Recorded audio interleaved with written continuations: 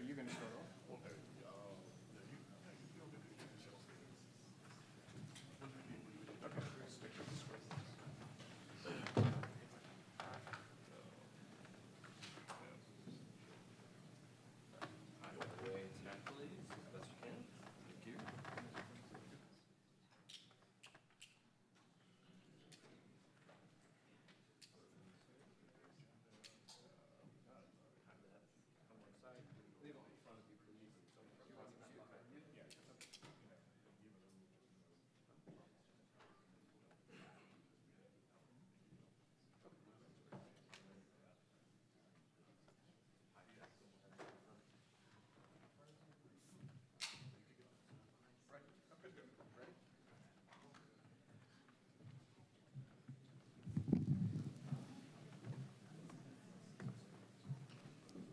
Morning, everyone. Welcome.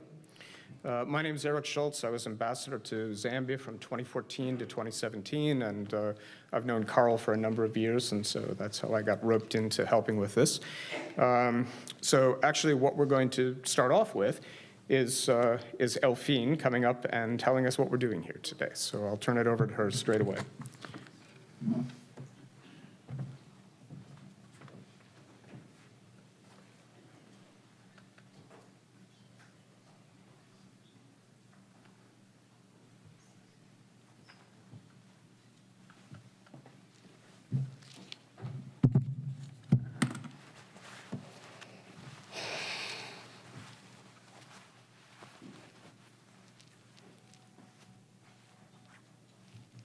Good morning, everyone. Je vais parler en français parce que notre audience est francophone. Je parle aux gens de mon pays. Je ne suis pas qui je suis. Je suis qui nous sommes. Un peuple marginalisé, mais jamais convaincu, jamais vécu. Nous résistons, nous résisterons et nous sortirons en plusieurs formes. Je commence par me présenter et vous donner un récit de ce que je suis. Je suis Elfine Kakoudji, président directeur général de société Socam Holding Sarl, une entreprise à 100% de capitaux congolais. Nous œuvrons dans l'importation et distribution des produits pétroliers, oil and gas. Ça fait plus de 2 décennies. De chez nous en Afrique, de chez nous au Congo, traversant l'Afrique, passant par l'Europe avec de grandes transactions en affaires. Je me retrouve investisseur au Canada, aux États-Unis. Aujourd'hui, nous sommes à point d'être parmi les gens cotés en bourse via ce processus d'introduction à la bourse. Mon message sera simple, court et clair. Tout ce que nous sommes aujourd'hui, c'est le Congo. Nous le devons au Congo. Nous sommes ce que nous sommes. Cette expérience sur la chaîne économique mondiale m'a donné ce privilège d'intégrer Harvard Business School, une université prestigieuse qui, d'où nous venons, de mon pays d'origine, on ne s'élève pas du jour au lendemain, on intègre Harvard. Mais je suis fermement convaincue que si je l'ai pu, ils le pourront aussi, parce que je suis l'une d'eux. Ce n'est pas le nombre de chiffres dans nos banques, dans nos comptes bancaires qui compte. C'est qui nous sommes, pour moi, pour notre vision. Je suis très reconnaissante de votre présence ici et je vous en remercie. Aujourd'hui, nous allons parler de business. Nous allons parler des partnerships forts, solides, en long terme. Mais comment nous le faisons? Nous poursuivons notre présence massive dans cette chaîne. Je peux avoir de l'eau, s'il vous plaît? Can I have water, please?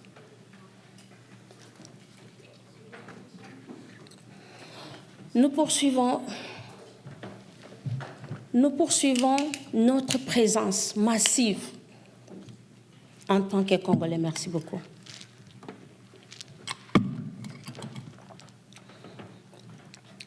Nous poursuivons notre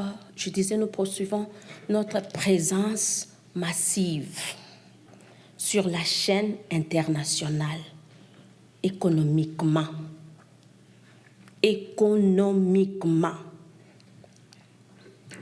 J'ai passé plusieurs années à réfléchir, à étudier cette question si simple, mais très essentielle.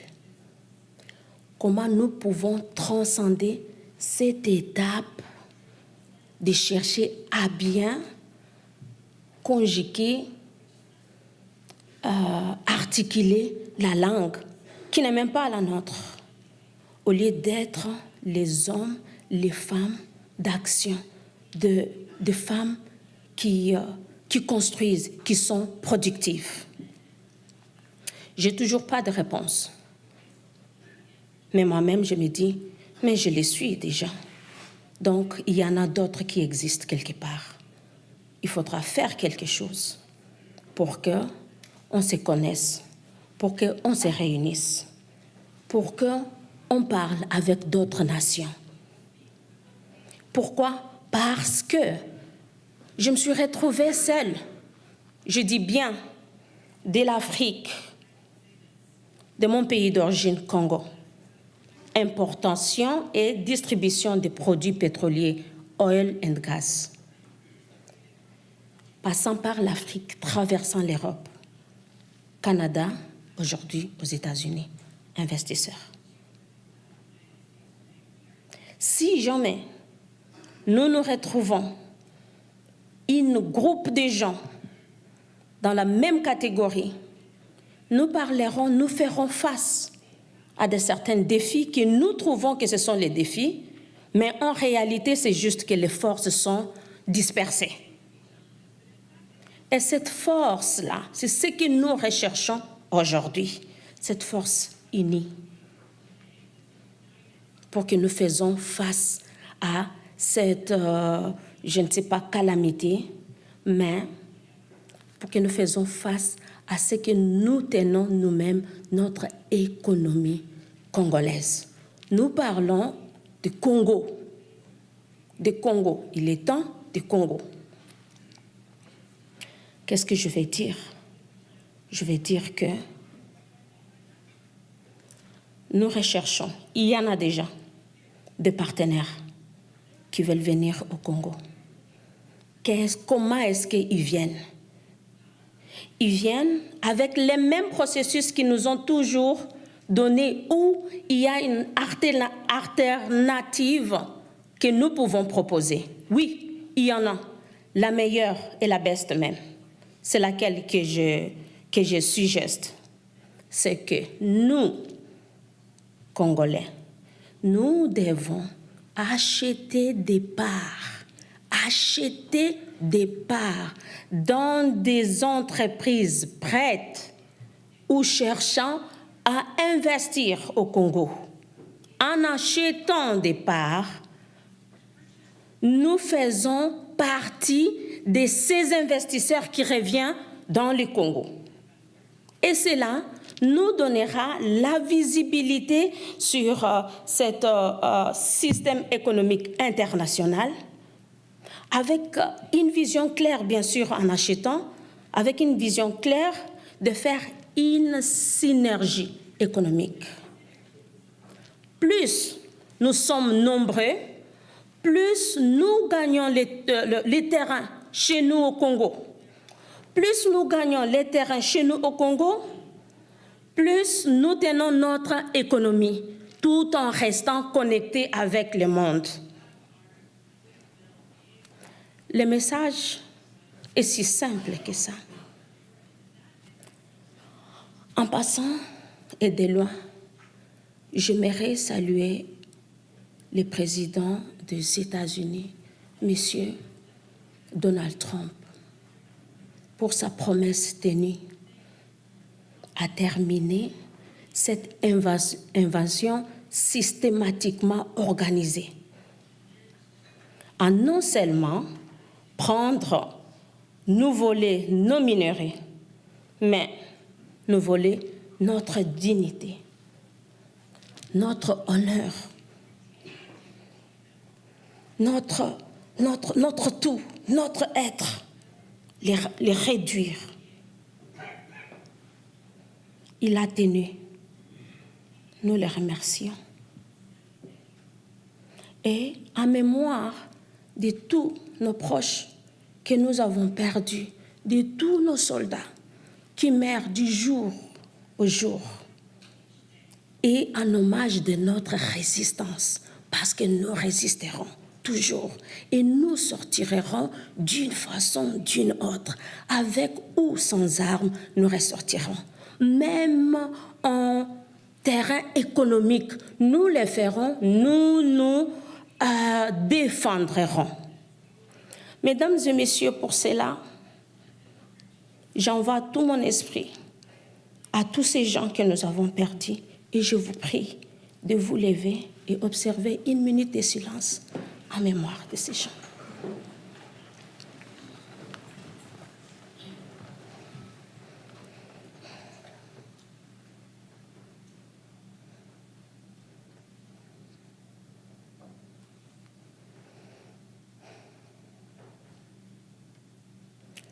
Je vous remercie.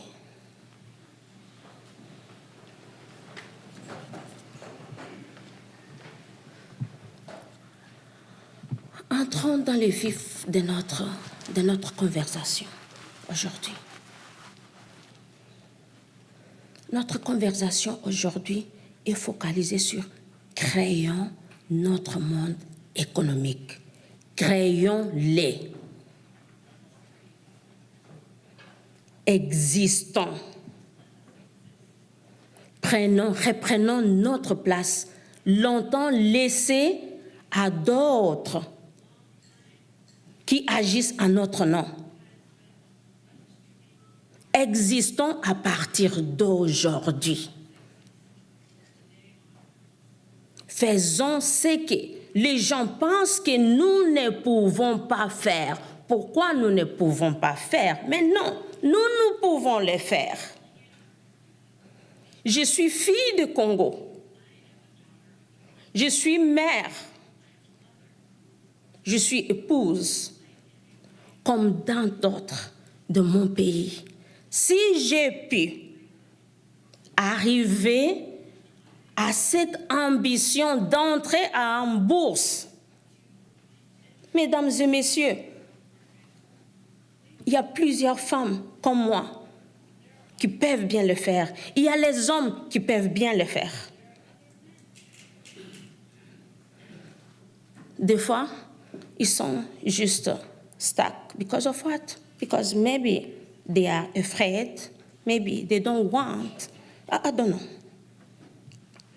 Mais je pense que ce point est notre tournant et un point de départ. Je vous prie, mesdames et messieurs, à ce qu'on reste focus sur ce point de créer notre monde économique, afin que nous nous prenions en charge.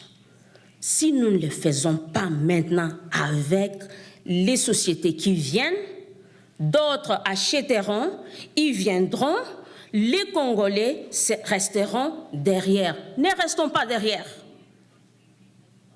N'attendons pas qu'on nous donne.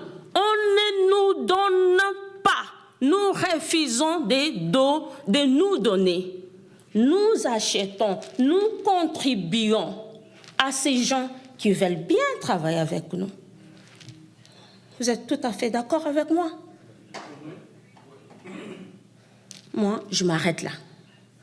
Je me remercie toutes les personnes très, très importantes, des sociétés très, très importantes qui sont ici, qui savent, qui ont parlé avec moi, qui ont vu la vision, qui ont vu comment est-ce qu'en créant cette synergie économique, nous pouvons transformer ce pays, oh mon Dieu. Les privés, nous allons les transformer, nous les privés. N'attendons pas. L'occasion nous est donnée. Je suis l'une de vous. Vous êtes le moi. Je ne sais pas qu'est-ce que je veux dire. Mais vous comprenez cette symbiose que je vais dire, que je vais parler. Je laisserai la parole à d'autres personnes qui pourront parler et prendront vos questions. En plus, on verra comment nous allons évoluer. Je reprendrai la parole si nécessaire. Mon message est bien clair. Créons notre monde économique congolais existant. Manifestons notre existence sur la chaîne économique mondiale. Je vous remercie.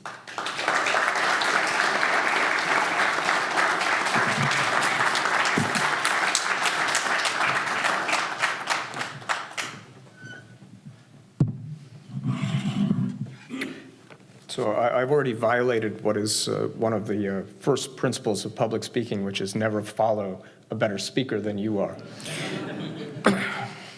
Sorry. It's my privilege to welcome you all here today to the National Press Club for this event, which Madame Kakuji is kindly hosting for us, along with Carl, who's somewhere. I don't know where Carl is. I think actually that Elphine did a wonderful job of just explaining the importance of this event, frankly, that this is a moment in time that's very important for Congo. It's a moment it can't miss. It's a chance to fix its economy, to fix its country, to bring peace to the country, to bring jobs to the young people of Congo. But I also think it's actually a moment in time that the United States can't afford to miss. It's an opportunity for us to reset our relations with Africa, to focus them on the importance of doing business together, of bringing investment and commerce to Africa, to helping bring skills and jobs to the African people. I spent 3 years in Zambia as ambassador, and there's no question in my mind that that was the single most important thing that the Zambians had to deal with, still have to deal with. The overwhelming majority of their population is young, and trying to find jobs for those people is really what government is all about, I think, in Africa. So this event brings together leaders from both the United States and the DRC to discuss the opportunities for responsible investment, transparent governance, sustainable development in the DRC, especially critical minerals sector, an area of global importance for clean energy, advanced technologies, long-term prosperity, and something that the Democratic Republic of Congo has to play an important role in as we go forward. It's a source, for an overwhelming amount of critical minerals, copper, cobalt, all the things that go into the new economy, worldwide economy. So before we begin, again, to extend thanks to Elphine and to Carl for organizing this. And then let me just say that I'm going to introduce all the panelists, and then we have, well, I'll start by doing that. So but they're in mixed up order, so excuse me. Well, sorry, let me just start with that. So we have a representative Cobalt here, Jen Fendrick, a former colleague in the State Department. She's not speaking on the panel today, but she will be available to talk afterwards when we have breakout sessions. So that's her at the main table there. We also have Phil Braun from Virtus Minerals, who will also be available to talk and answer questions at the breakout session. But he's ably represented by his colleague, Greg Roberts, who's the Vice President of Operations for VCO, where he oversees global mining operations and operational strategy. He has an extensive background in engineering, supply chain logistics, and operational efficiency, providing a practical perspective on how U.S. DRC partnerships can deliver measurable results. So that's Greg in the middle. So then we have Andrew. He's our token Australian, representing AVC Minerals. Mr. Hunter is the CEO of Hunter and Company, serving as funny how that works. A Hunter who is the CEO of never mind. Serving as a representative for AVZ Minerals, one of the largest developers of lithium projects in Africa. Andrew has deep expertise in project finance, global trade, critical mineral strategy, and he brings unique insights into the opportunities and challenges before Congo and the US.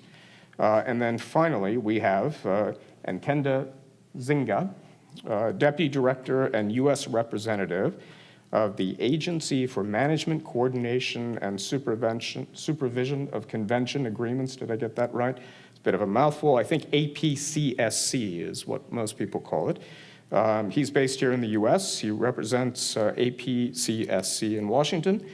He serves as a vital bridge between Congolese institutions and US stakeholders, promoting investment while ensuring that agreements reflect the DRC's national interests. His insights will be particularly valuable to us in how partnerships can be structured for the future. And I guess I would be remiss if I didn't mention we have a special guest who is DJ Ilunga Mbenga, two-time NBA champion and Congo's sports ambassador. He's got to be in the room someplace because there he is. I sort of saw him as we came in, and I said, that's got to be the basketball player. All right, with that, I'll turn it over. Which one of you wants to go first? I don't actually. I think it's by acclamation. It's you, Greg. All right. You want to come up here, or you just want, you can talk there if you prefer. I think I'll sit here if that's all right. That's fine. I stand when you can sit, right? Well, thank you for that. I echo your statements. There's an old saying in Hollywood, don't follow children and pets. And also, I think they should add, don't follow someone so as charismatic and elegant as our hostess. Thank you for allowing me to be here today. I think what I would like to start with is a little bit more about who I am and what we're trying to do. As you're all here to, I think, look into the opportunities for economic development and how that might be a bridge between the United States and the Congo. So, first of all, I am not a miner. I don't think anybody on this stage actually is a miner. And so how are we qualified to be into the mining business? That's a great question. So the last, and then how did I come to be in Africa? What do I understand of that? And how do we see this playing out in the future? So a little bit more about my background. The last 10 plus years of my government service was focused on Africa, and that evolved into an interest in critical mineral policy.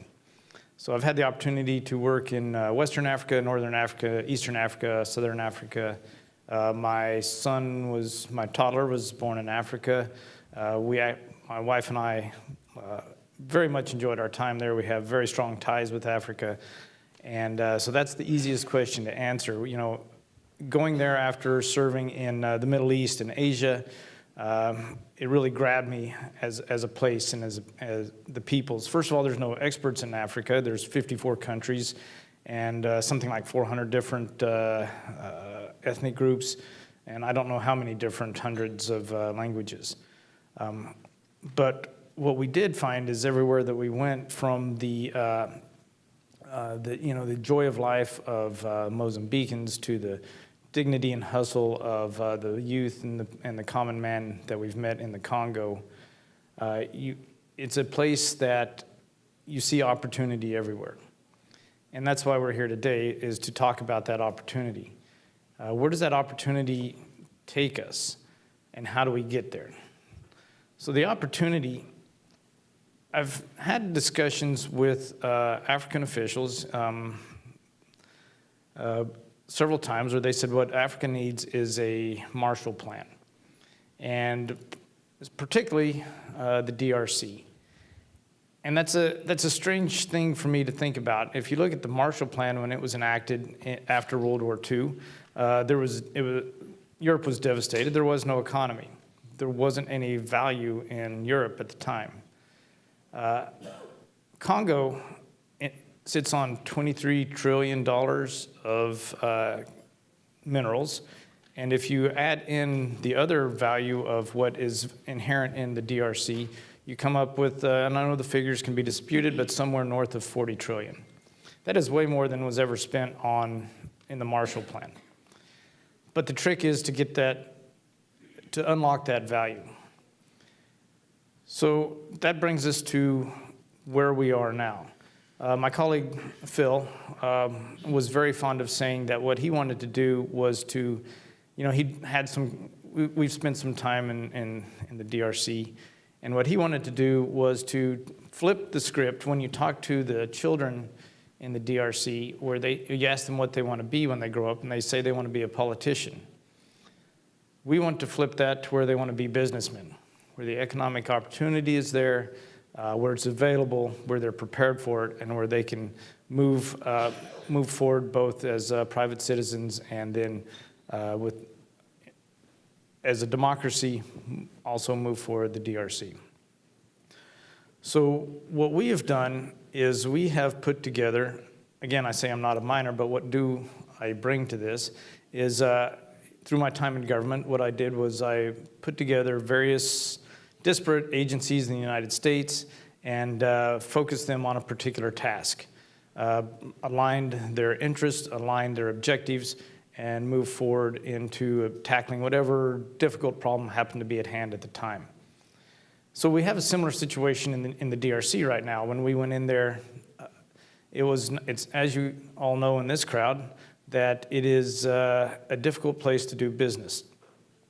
And one of the things that makes it difficult is raising capital to expand, raising Western capital. So raising Western capital is not too different from organizing and moving forward in the government.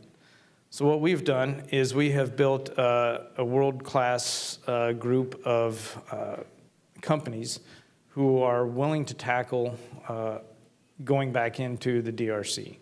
And I say going back into, that's not exactly accurate. Many of them are still there, but there's no large U.S.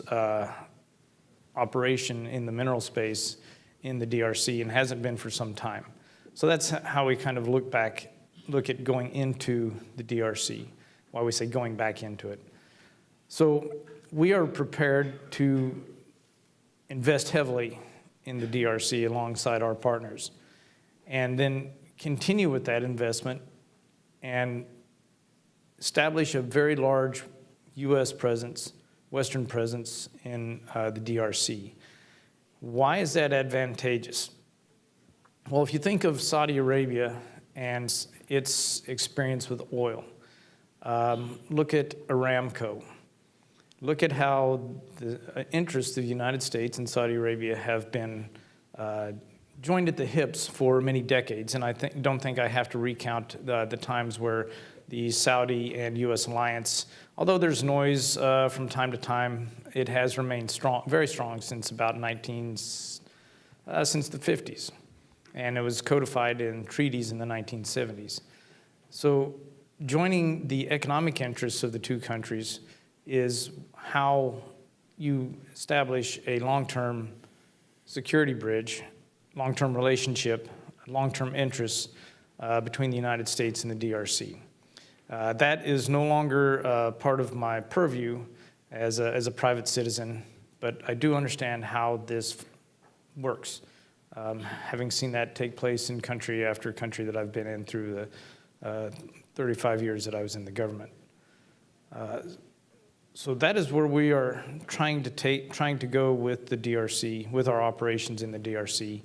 And while I see several familiar faces in here, I see a lot of people that I have not met, and I look forward to speaking with each of you and hearing from you what your vision is and how you could see this kind of project moving forward. Thank you. Thanks, Greg. Andrew?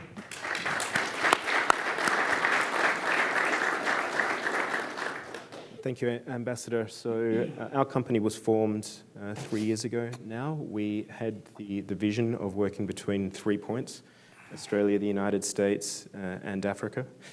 We believe that Australia, particularly in the mining sector, has a lot of interest in Africa currently, and working collaboratively with partners in Africa and the United States, we thought could bring further benefit to what's happening on the ground across the continent. From the beginning, we made the Great Lakes region focus of what we were doing. I just flew in yesterday from Burundi, for example, where we spent the last week on behalf of 2 Australian clients. But the DRC is a place that we have a particular interest in. We have clients including ABZ, that have been active there and looking to exit. And we've got other clients that are looking to come in to the DRC. In projects that are not only in the mining sector, but there's been some really interesting conversations, for example, about a boxing museum at the Stade Tata Raphael, which was the site of the Rumble in the Jungle. So there is an opportunity to work across sectors, we believe, and to bring some real value and benefit, working hand in hand with partners in the Congo. Over the last 8 months, we've had a fantastic experience of working collaboratively with the US government. We see in Australia a lot more interest because of the US government's involvement in these discussions, in the peace deal, and also in the Critical Minerals Accord. So we believe that now is really the time to be able to identify partners in the DRC, projects that are of interest, because there is a lot more excitement and enthusiasm in Australia for investment in the DRC that we believe will have a positive effect on the social and economic development in those particular communities. That is really what we're aiming to achieve. We want to facilitate positive relationships with that end in mind. We believe that American and Australian investment in the DRC will have a very positive contribution to economic and social development in communities in a way that will transcend the richness of the opportunity on a commercial level, but doing something far deeper on a social and cultural level as well. So it's been an interesting 8 months on this particular project that we might talk a little bit more about later, but broadly speaking, we believe that is one project, and there are many others, and the opportunity is really now, and we're looking to make a meaningful contribution to that end. Good. Thank you, Andrew. Kenda. Thank you, Ambassador, for this opportunity. I'd like to thank all for inviting us. The APCC Commission is an agency that oversees collaborative agreement that partners sign with the DRC government. APCC was created, I would say, recently in 2022. It was rebranded because it was under a different acronym. To summarize what APCC does is the DRC leverages its natural resources to get in return infrastructure. This system was created to first help the country not to put itself in big debt, and then facilitates the increase of infrastructure through partnership. This was tried before with SICOMIN. If people recall what SICOMIN was a deal where Chinese consortium companies wanted to explore minerals in the DRC, and the DRC wanted to have infrastructure in return. So they came up with this platform where they created a joint venture, and the DRC provided a list of infrastructure was needed. Through the joint venture, the country gets back the infrastructure. So the APCC was created to oversee those agreements. So once the private partner signs with the government, they put all the objectives that they want, and then the APCC oversees that implementation of that project, whether from the project itself, infrastructure. Because what happens sometimes, companies are called to commit for social or for environment obligations for the people, for the communities. Most likely they don't really comply a lot on those. So that's why the government came with a system of having an agency that would oversee. Now, for APCC, we oversee what goes above $1 billion. Not everyone invests for $1 billion, but we have other platforms that oversee those kind of investments. But as far as APCC is only, the decree that created the agency stipulate that we have to stick, your investments has to be either 1 billion or above, because that comes with a lot of incentives the government gives on tax breaks, on exonerations. So it's a list of it. I won't go with the details with it right now, but pretty much that's what the APCC does. Now for the US, it's a new over here. This conversation started last year in September. That's why we hosted the meeting with most of these investors you have here, Cobalt and VCO and Symbion. Some of them are here. So we started a conversation of giving them the opportunity that they can enter into agreements with the government to have the joint venture, but in return, the DRC gets back the infrastructure. So that's what was, is being put in place in the US as well to facilitate American investors if they're willing to go through that route. That's not the only route. There are many other routes, but I'm speaking, we have the APCC, what we do. I'll end it from there. Good, thank you.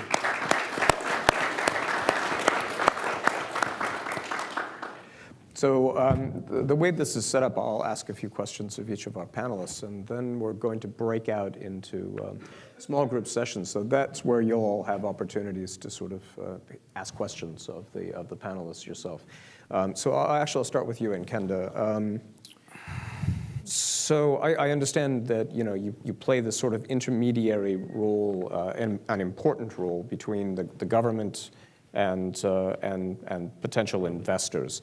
I mean, one of the questions that comes to mind is how you will ensure fairness and transparency in these partnerships. What sort of guardrails do you have? First, the government has put in place different agencies that oversees the business climate in the DRC. Those are instruments that can be used. The overseeing part of the agency makes sure that whatever each party committed to do, they're complying with it. So we are ourselves as overseeing committee. But in that platform is also created a mixed commission from the governments and the investors to make sure that whatever they committed, they are doing it.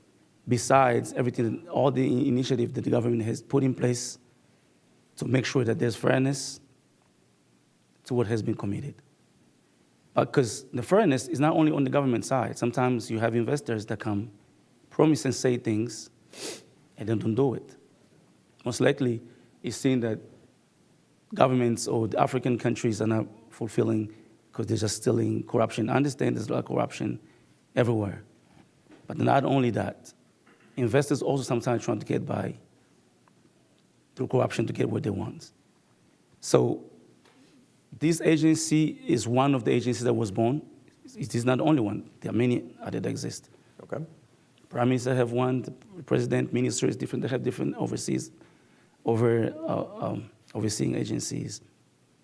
But our particular one makes sure that everything that was committed by the investor and the government is being respected. So the fairness goes there. Because as a government, they consider that things can fall apart from both sides, and they're creating different platforms just to oversee what's being implemented, I think that brings fairness also in the system. Thank you. A follow-up. What is your organization, what is the DRC focused on trying to make Congo more attractive to American investors? Business climate is first thing, the president has been fighting for, the business climate, right? Because I've been dealing with the business investment structure. I've been in the US for 27 years. Been dealing with investment for over 20 years. So I've seen different forums organized a lot.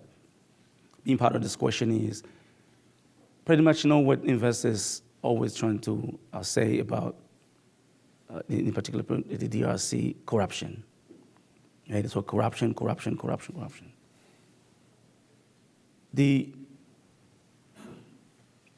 The fact that these countries are opening doors, or the DRC is opening doors, considering the US as a strategic partners for its natural resources. Natural resources is not only just minerals, right? We have waters, we have forests, we have hydrocarbon, you name it.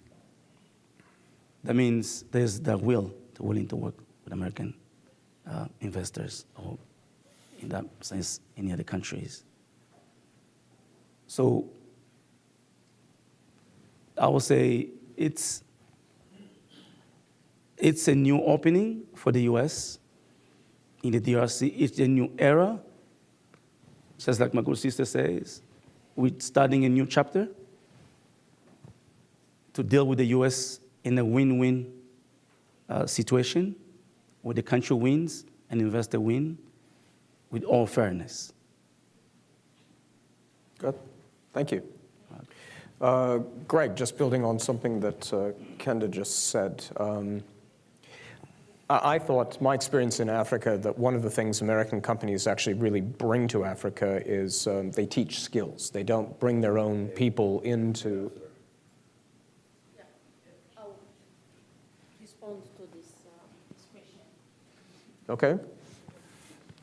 Save that thought. Il demande qu'est-ce que le gouvernement fait pour attirer plus d'investissements américains au Congo. Ça ne vient pas de moi. On reconnaît qu'il y a la corruption partout. On met de côté.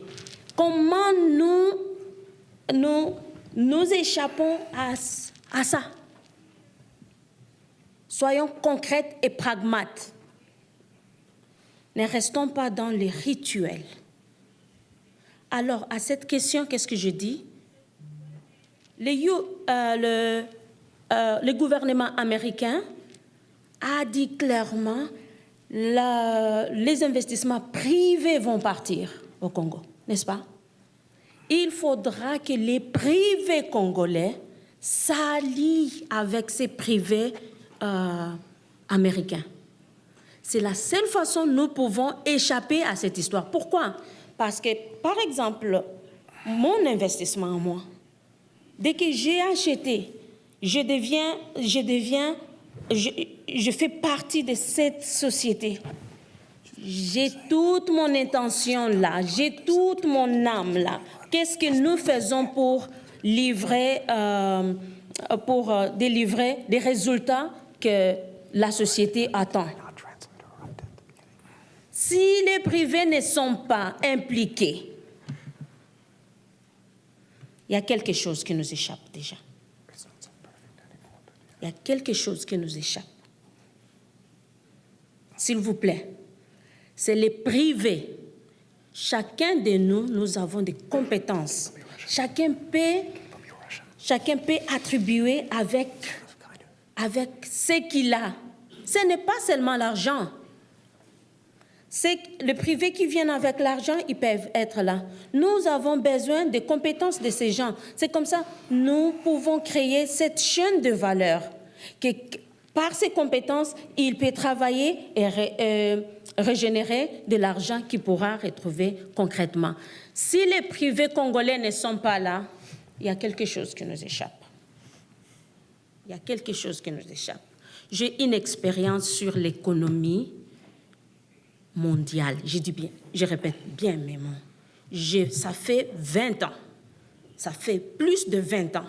Je suis dans l'importation et distribution des produits pétroliers, oil and gas. Je contribue à des économies des autres pays, là où nous travaillons. Pourquoi pas chez nous? J'ai compris qu'il faut que les privés, que nous prenions en charge notre économie. Je pense qu'à cette question-là, il fallait que je revienne pour qu'on réveille un peu nos consciences en tant que Congolais. Nous sommes tous les businessmen. J'espère bien. Je reviendrai s'il y a quelque chose qui va.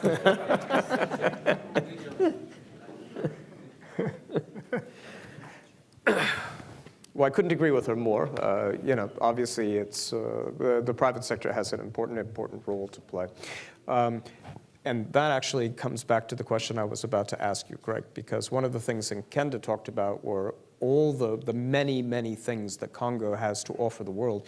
But one of the things he didn't mention is the Congolese people. And I actually think that what American companies bring to the table that other countries' companies don't necessarily is the transfer of skills, is hiring locals to do jobs rather than bringing foreigners in to do it. What kind of plans do you have in that regard? How are you going to help the Congolese people achieve their potential? Well, thank you. I was actually hoping to get this question. That is a... And it wasn't set up in advance. Yeah, no, it wasn't. That is a key part of our overall strategy. Unlike other nations, which you may have mentioned one, their business practices of importing labor, we do not do that. We rely on a Congolese workforce. And part of being able to rely on a Congolese workforce is training, education. So we need to plan on how to develop a Congolese workforce. It is essential to our success, our long-term success as a business. Now, there are a number of highly qualified Congolese mine operators. There are the Congo has a lot of people who have experience in mining. And what we want to do is incorporate of course, we want to get the best for our company, but we would like to hire the best that's available in the Congo.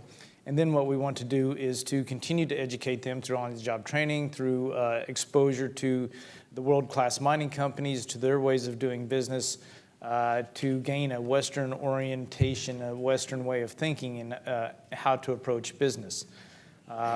So in addition to the kind of basic training like safety and good procedures, and making sure that our operations are good places to work, with good pay. Also the training. Our companies will provide just training in particular job skills.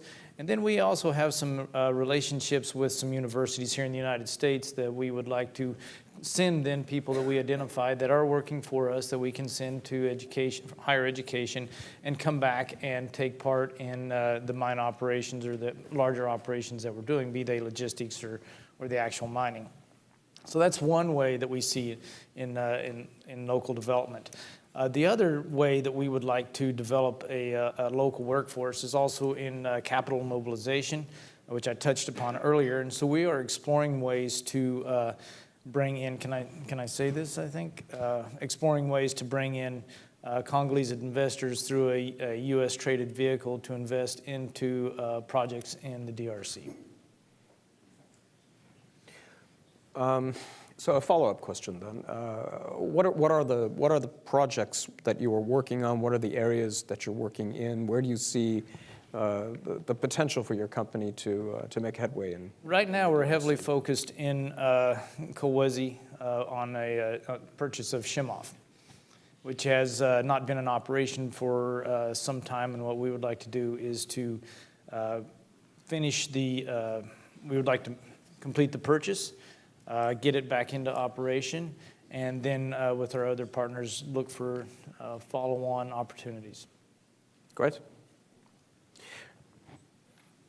Your turn, Andrew. So you are working on the Manano lithium project, if I'm not mistaken. Could you tell us a little bit about how that project's going and your involvement in it? Sure. So one of our clients is AVZ. We approached them about 11 months ago after having spoken to the US government about the opportunity to take the project, which is the subject of international arbitration, and if the United States government, the Congolese government, was able to return the license, we would immediately arrange for that to be sold on commercial grounds to an American company. We believe that was in the best interests of the Congo, of the people of Monono, that such a fantastic project wasn't stalled. There's been a lot of heavy lifting since then. I think over the last 8 months, a lot of progress has been made. The State Department has been instrumental, I think, in making possible a certain set of circumstances whereby that could eventuate. Unfortunately, the commercial negotiations between AVZ and Cobalt have stalled somewhat. There was some positive momentum a couple of weeks ago in Perth before the negotiating team was taken back out. We hope that is able to be picked up again, and so close to the announcement of the Critical Minerals Accord, and Monono being, I think, one of the jewels in the crown of such an accord. We hope that some momentum can be picked up again. So there's a lot's been done over the last 8 months. The US government and the Trump administration has been fantastic in providing a context whereby this fantastic project could be restarted, taken off the table of international arbitration and in the hands of an American company that we believe will do great things in the community. If it is Cobalt, then what they've done in Zambia, I think in terms of local employment, community development, has been breathtakingly good. So we do hope that at some point these negotiations can continue their hitherto positive momentum. We can get this done and hopefully the project can get started up again. Cool. So, like Greg, I have years and years and years in the U.S. government, but I can't speak for it anymore. But when I was in, I always thought it was very important that America and its allies work together to improve the investment climates in particular countries, because we benefit from that along with our partners and our allies. So what impact has the new administration and its focus on commerce in Africa had on the business community in Australia? Yeah, look, obviously we work very closely with the United States. Australia has a long historic friendship and alliance with the United States. We have seen with the executive orders and within the context of strength, peace, prosperity, a renewed interest in critical mineral supply chains. We believe that Australia and the United States has a complementary relationship in this respect. Australian companies actually hold $17.3 trillion of assets in Africa, largely around the mining sector, so we're complementary in terms of what we're trying to achieve. So for Australia, and looking at a country like the DRC, we take strength from the fact that the American government is present, is active, and our mining companies are looking anew at the possibilities that are there and working together with the United States and with friends, partners, and again, that intermingling of the private sector between the Congo, Australia, and the United States, we believe is a winning formula. So again, this is a fantastic moment to be involved in this space, and I think Australia and America have complementary skills to be able to bring to the table. Good. Thank you very much. So this actually kind of concludes this portion of today's events. So I'll just make some closing remarks just to reiterate what I said at the beginning and to sort of emphasize what our hostess has said. It's really a very important moment, I think, not just for the United States, not just for Congo, but really for Africa. To get the United States more involved commercially, more involved in a business sense in Africa. My experience was always that Africans want investment. They don't want assistance. They'll take assistance, of course, but they want investment.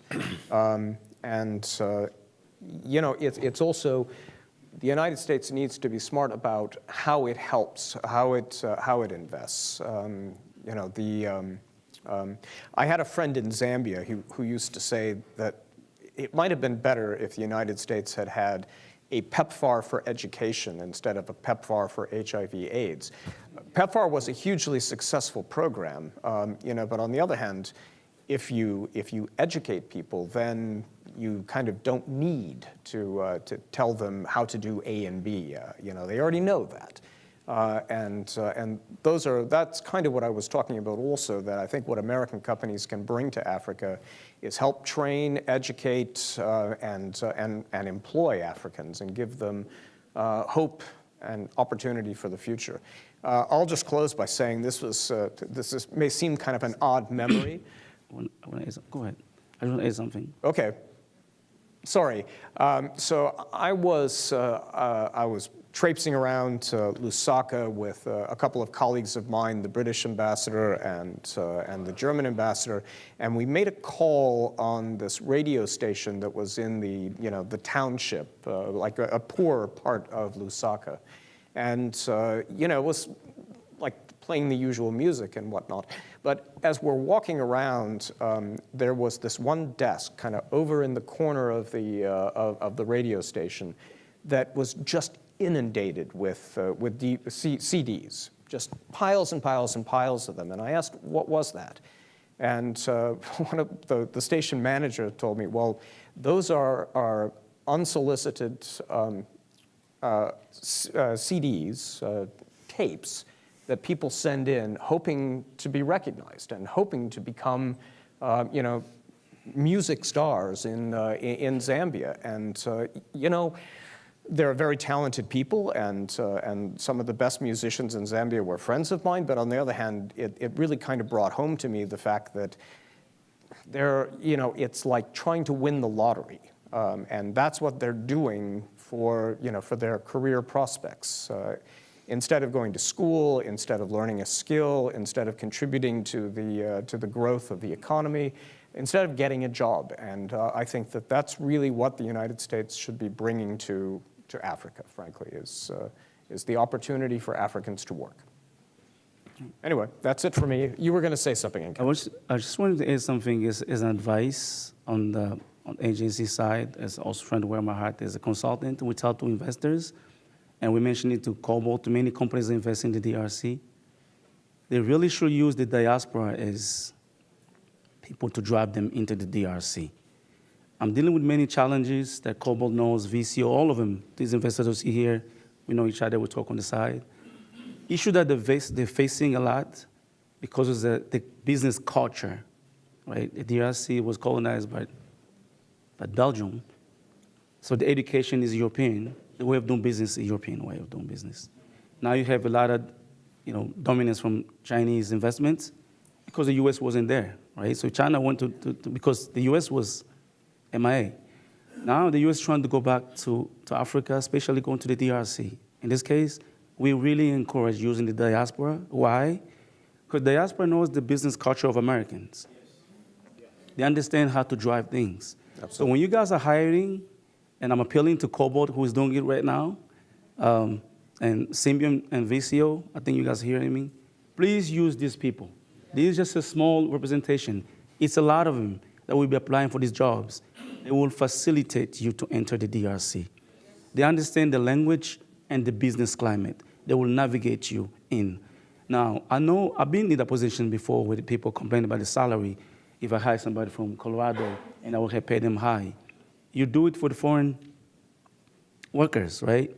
If you hire a Congolese, you are benefiting from a lot that your fellow from Colorado or New York will not give you, which is the local navigation. Business requires friendship with human beings. So the diaspora is really who you should use to get into the DRC.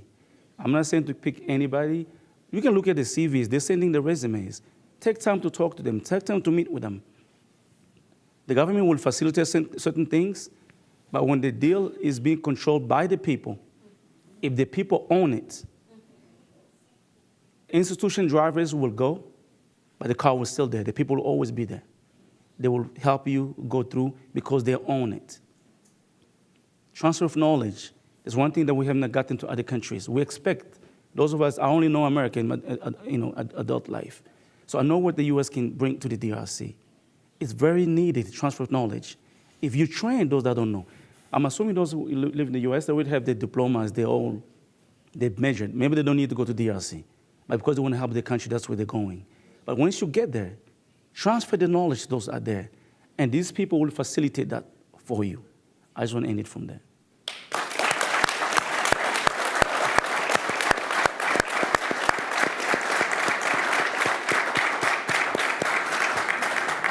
That's fantastic advice, Nkenda, and I think it's a perfect note to sort of finish on. I want to just say for the record that I don't think I actually did mention that other country, Greg, at any point in my remarks, but I do think it's sort of there in the background, and there is a big difference between the American investment model and some other investment models that are out there, and I think ours, plays perfectly in Africa at this point, because the goal has to be to provide jobs.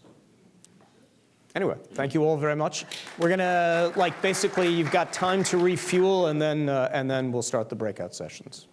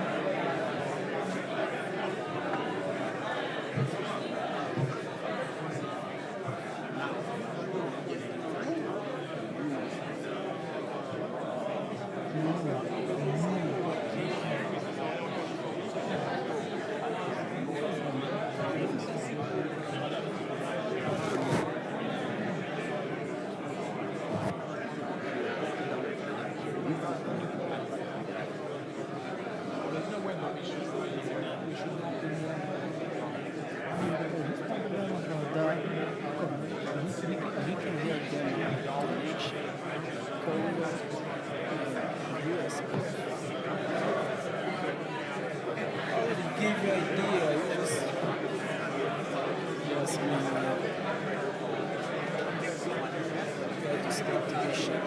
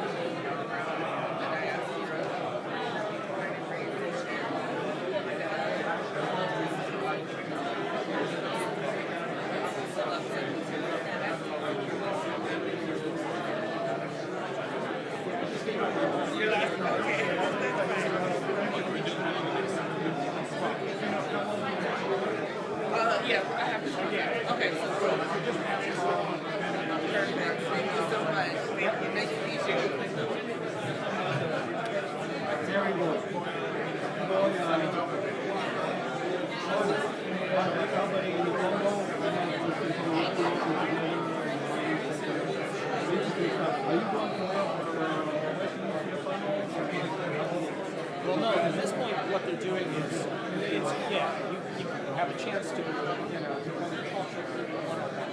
So I think the panelists are kind of,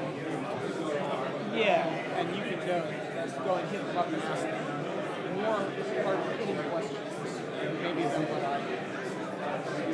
My job was to throw this stuff. Good job. So what do you do now? Are you retired? I'm retired. Where in Africa are you? Zambia, Zimbabwe. Oh, nice. Yeah.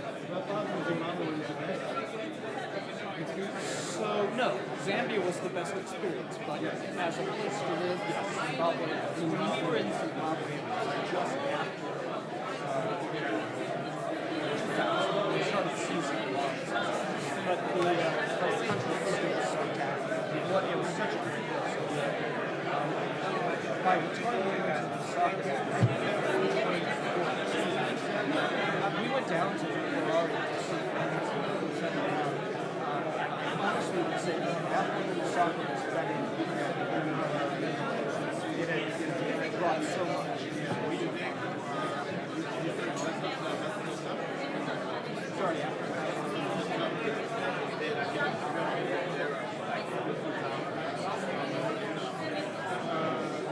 I'm not sure which name. I was he was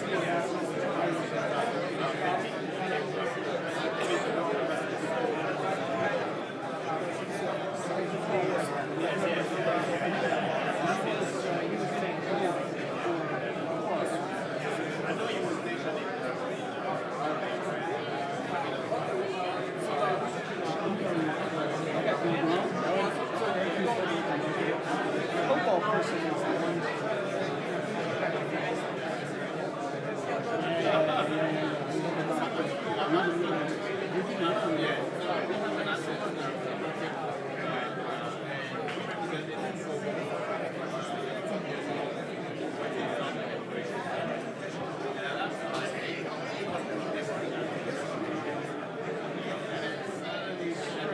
I have heard that wrong.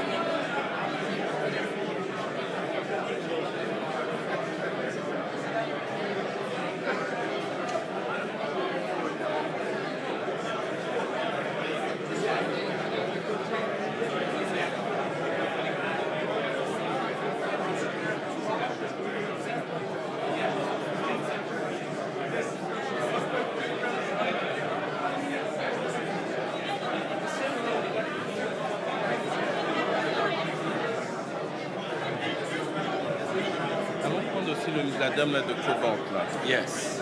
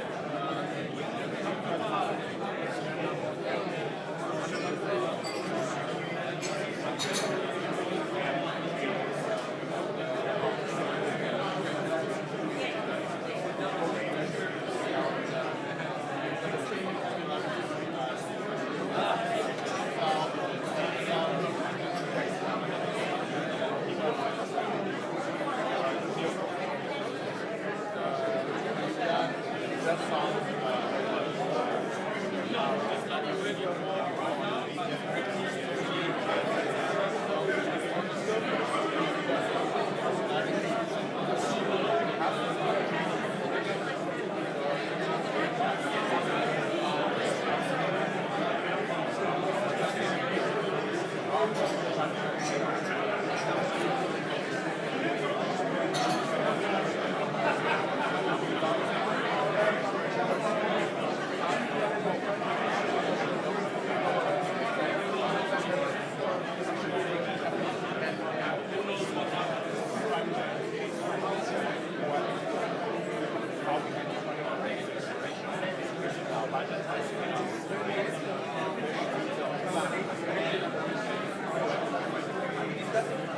you.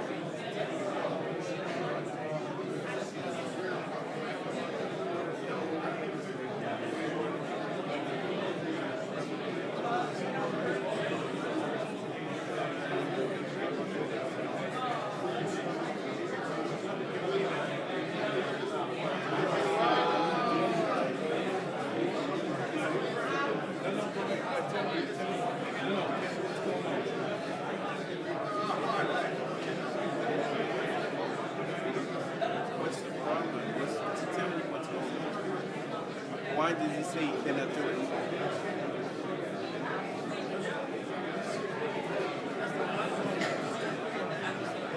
It needs to go to bed.